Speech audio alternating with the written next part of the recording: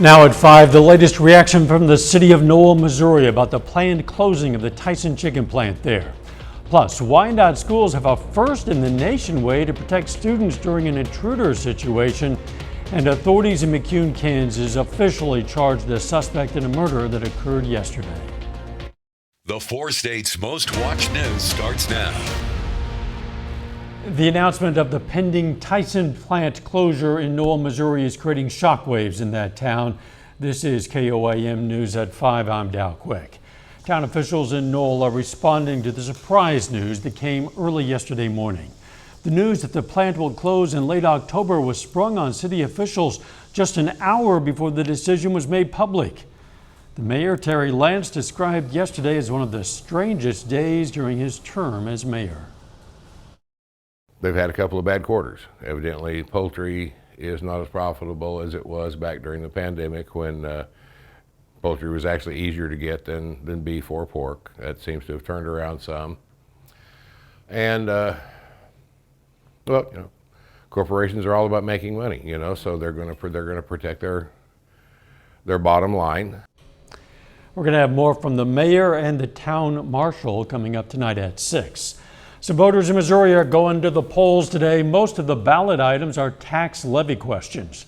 There are also some general sales taxes and marijuana sales taxes on the ballots. If you haven't voted yet, you do still have a little time. Polls close at 7. We're going to have the results from today's elections on KOAM News at 9 and 10. The man suspected of killing his own grandson in McCune, Kansas yesterday is now formally charged with second-degree murder in the case. 70-year-old John Fox of McCune made his first court appearance today to hear the charge. The shooting occurred at this McCune, Kansas home early yesterday morning. Investigators believe John Fox shot and killed his grandson, 28-year-old Ian Fox of Lexington, Kentucky. Still no word on the circumstances surrounding the shooting or a possible motive. Let's check in with Chief Meteorologist Doug Heddy for a first look at the weather. Well, it turned out to be another nice one for us today. Temperatures pretty good. Most of us upper 80s to near 90 degrees across the region. That's where we're sitting outside. As of right now, we have clear skies. It looks pretty good across the region.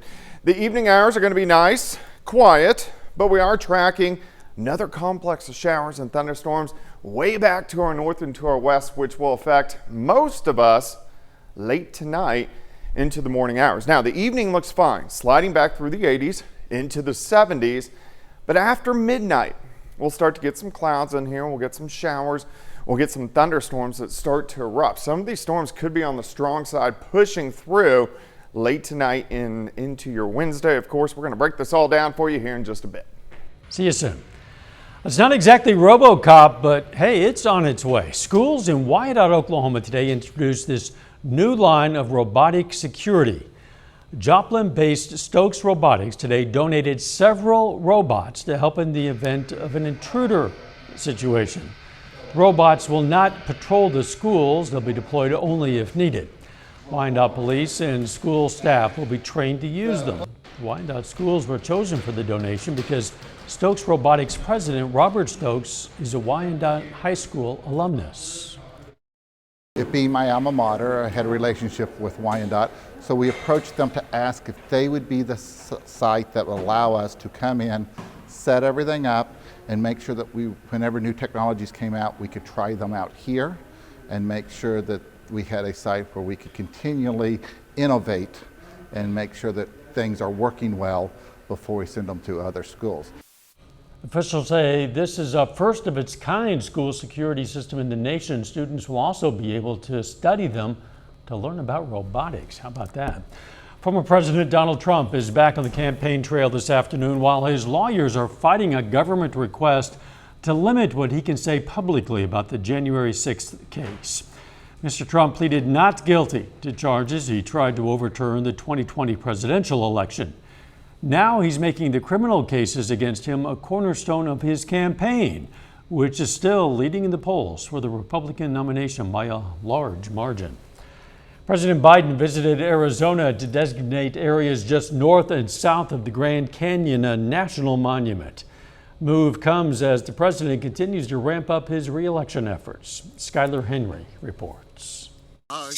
Nearly 1 million acres of land surrounding the Grand Canyon in northern Arizona are now federally protected. President Biden officially designated the site the nation's newest national monument Tuesday, preserving ancestral land many Native American tribes in the region consider sacred. America's natural wonders are central to our heritage and our identity as a nation. Native American history is American history, and that's what today is about. The move also bans future uranium mining in the area, a long-sought goal of tribal communities and environmental groups. This designation will safeguard one of our most important water supplies, continue to support a strong economic activity in communities across our state, and preserve a cultural and natural treasure for future generations. President Biden's stop in Arizona is part of a 3-state western trip where he's expected to tout his economic policies, as well as efforts to combat climate change. Preserving these lands is good not only for Arizona, but for the planet. It's good for the economy. It's good for the soul of the nation. Native American voters could be key to helping President Biden win the key state once again as he runs for re-election in 2024. Skyler Henry, CBS News. This is the 5th national monument that President Biden has established while in office. NASA is out with an update on the next stage of its Artemis missions as it works to put humans back on the moon. A crew of 3 Americans and 1 Canadian will journey around the moon and back to Earth in November of next year. The goals for the approximately 10-day spaceflight to test the Orion spacecraft's life support systems and confirm what's needed for humans to live and work in deep space. The 4-person crew got to see their spacecraft for the first time this week. And to the 4 of us sitting here, the measure of success for Artemis 2 is seeing our colleagues on the lunar surface, seeing our colleagues assembling Gateway, and then seeing people that are following in our footsteps walking on Mars and coming back to planet Earth. If this next stage is a success, NASA hopes to land astronauts on the moon in 2025 and eventually take aim at Mars. Still ahead, having enough educators for students. School is already underway in some parts of the country, despite vacant teacher positions. I'm Cristian Benavides with more on what's driving the ongoing shortage. And in Next in Health Watch, federal regulators announced new rules to improve the safety of infant sleepers. Topping today's Health Watch, a new study has found about 1 in 6 toddlers don't get all the vaccinations they need. Researchers analyzed data from 16,000 children between the ages of 19 and 35 months. They specifically looked at 7 multi-dose vaccines. According to the study, 17% of toddlers started all the vaccination series but didn't finish 1 or more of the doses.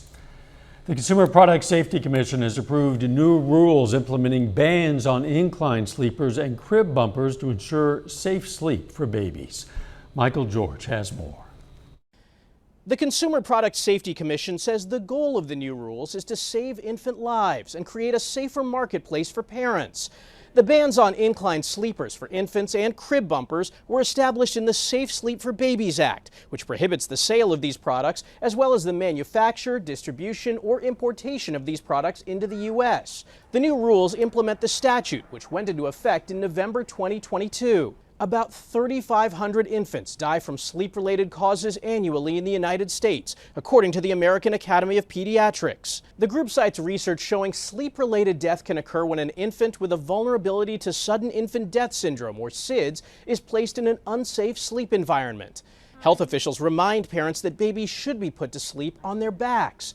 Infants should always sleep on a firm, flat surface in a crib, bassinet, or play yard. Use only a fitted sheet where the baby sleeps. No blankets, pillows, or padded crib bumpers should be added. Devices like car seats, strollers, and swings are also not recommended for routine sleep. Michael George, CBS News, New York. The AAP also recommends parents sleep in the same room as the baby for at least the first 6 months, but never the same bed as the baby to reduce the risk of sleep-related infant death. The FDA's new blood donation guidelines are now in effect. It means the Red Cross can now accept blood donations from gay and bisexual men without mandating they abstain from sex. The new guidelines focus on behaviors rather than sexual orientation to protect the nation's blood supply from HIV.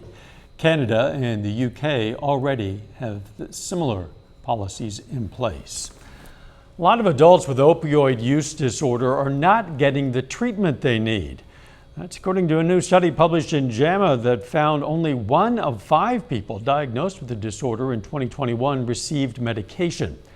Groups that are least likely to get treatment include Black adults, women, those who are unemployed, and those living in small towns or rural areas. Doctors stress the treatment medications are safe, effective, and can prevent overdose deaths. That's a look at today's health news. A little bit later, what new data from the Federal Reserve shows about the current credit card debt of Americans. Plus, thunderstorm chances in the forecast. We're going to talk about that coming up.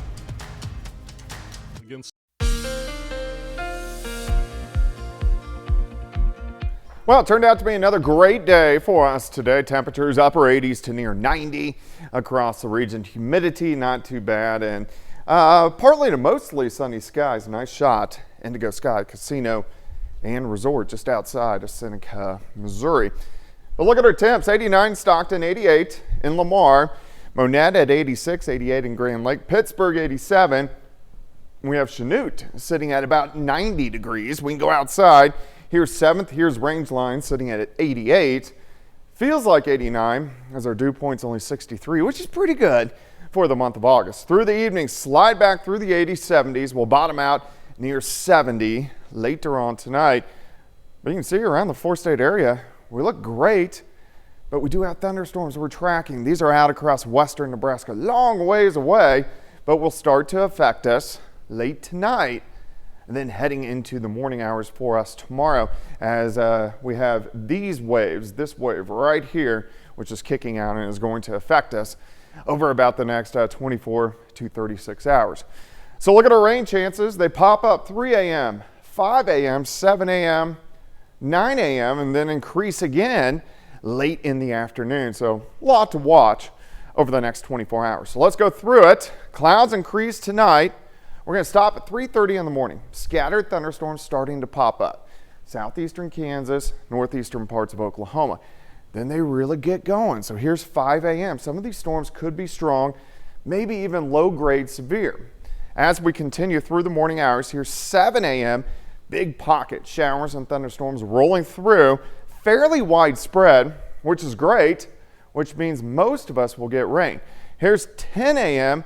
The back band rotates through, and the heaviest rain should be out of here by the noon hour. As we go through the afternoon, cold front slides in, and along that front, we're going to have some showers and thunderstorms, mainly southwestern Missouri, but those will most likely be severe, so we need to watch that. High temperatures are going to be into the upper 80s. All these storms gone by tomorrow evening, then we look pretty good. So we're starting your day off on Thursday into the upper 60s, and by the time we get into Thursday afternoon, most of us back into the upper 80s or so. So it looks okay. Now, we do have a severe threat for us later on tonight and into the daytime hours tomorrow. Level 2 out of 5. So we're looking at timing 3 a.m. to 9 a.m., that first round, 4 p.m. to 8 p.m. with those scattered second round. I'm going to keep all the threats fairly low right now, but something we want to keep our eyes on. Also rainfall. We need some rain. We can definitely use it. Decently widespread. A lot of us quarter, half an inch, upwards to an inch across the region, which we will definitely take. 72 to start, 77 by noon. High temperature right around 88 degrees for us tomorrow. 89 on Thursday. Hit and miss storms Friday, Saturday, and Sunday as the heat starts to increase back into the mid-90s. We dip down just briefly early next week and then soar toward 100 by the middle part of next week. At least the prospect of some scattered storms is encouraging. Yeah, it looks pretty good. Exactly. Coming up, how a nationwide teacher shortage is impacting schools all across our country. Topping today's Consumer Watch, Americans' credit card debt has hit a record high. According to data from the Federal Reserve Bank of New York, Americans' credit card debt surpassed $1 trillion in the second quarter for the first time ever.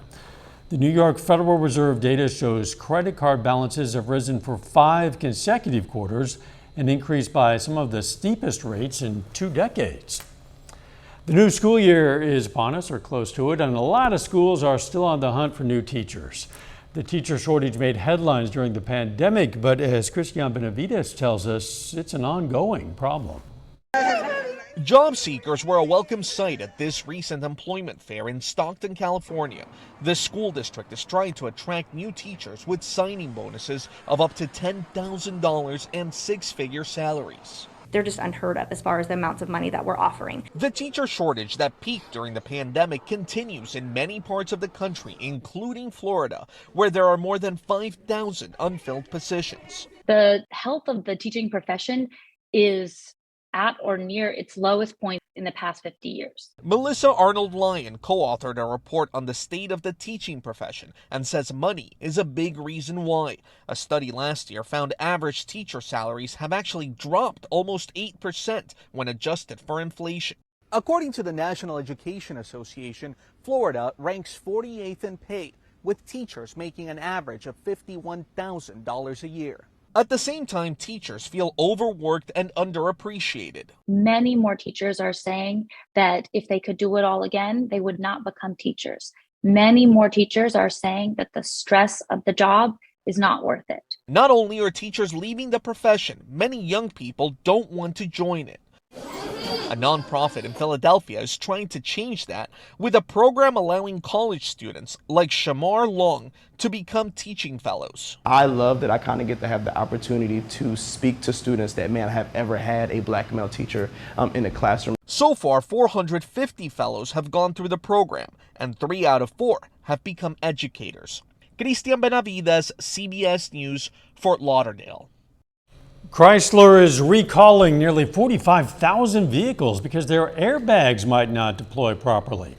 The problem is a piece of interior trim that could interfere with those airbags. Affected vehicles include current and last year model Jeep Wagoneers and Grand Wagoneers. Any Chrysler dealer can inspect the vehicles and correct the problem at no charge. Stocks took a major hit today after Moody's downgraded the credit ratings of 10 U.S. regional banks and put 6 other institutions under review. Moody's cited lower profits and higher funding costs. Shares tumbled for M&T Bank, Pinnacle Financial Partners, and Commerce Bank shares, all of which were on that downgraded list. The downgraded banks are still rated at investment grade. A final check of the forecast next.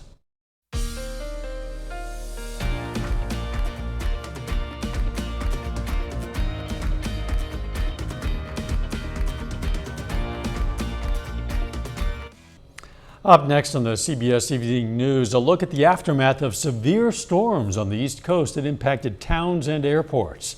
Then on KOAM News at 6, we're going to have more from the city of Noel, Missouri on the pending closure of the Tyson chicken plant there. Plus, how a new partnership between Pitt State and the Community Health Center of Southeast Kansas will improve health care for students. And a former Missouri Southern offensive lineman gets his shot at the NFL after being signed by the Falcons. Stay with us for the CBS Evening News and then KOAM News at 6. All right, tonight's Mega Millions drawing could bring the largest jackpot in the game's history. The whopping prize of an estimated $1.58 billion comes after no ticket matched all 6 numbers on Friday.